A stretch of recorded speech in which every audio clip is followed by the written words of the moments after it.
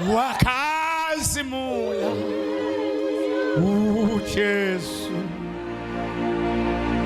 Shayele Yekat Wachigupele Ufes Sia Wakazimula Oh Jesus Yemsha Ekalva Pelele Ufeziwe Siyabonga Over to you mntwanami I can't believe. And then you will tell me what happened. How come angikhumbula ufakazi uthi uyasebenza? But today we are standing in your brand new car. What kind of God we are serving here? Babe Fakuze, now I'm confused.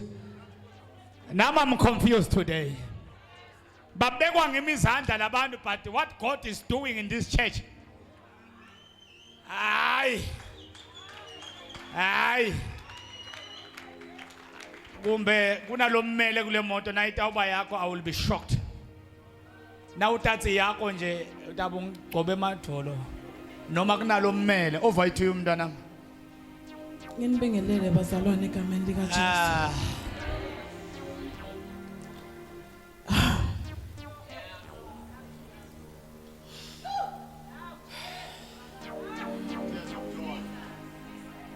Simhlabelele nangibheke emuva ngiyamangala.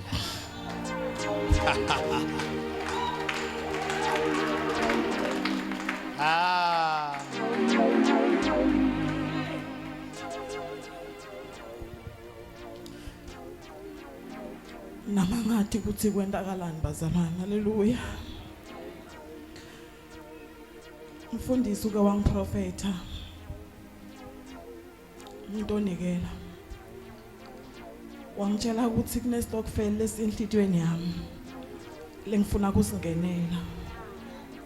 Kodwa uyangibona ukuthi ngidemandla anginayo le mali. Wasusa imic wangibuza ukuthi sani le stokvel.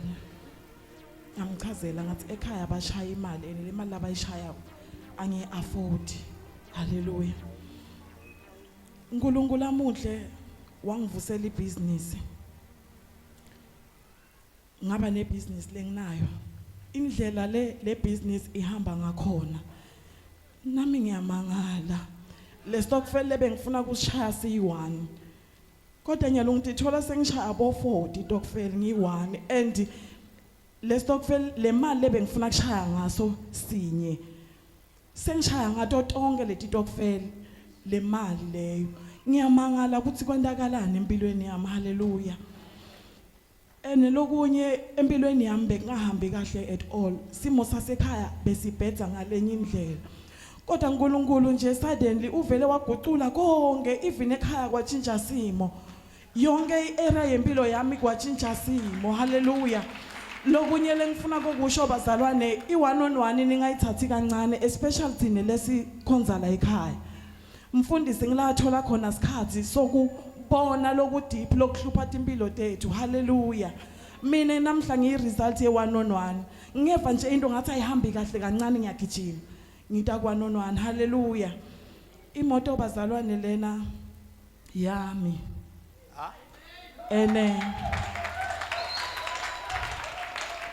ayinasikoloto. Hayi man.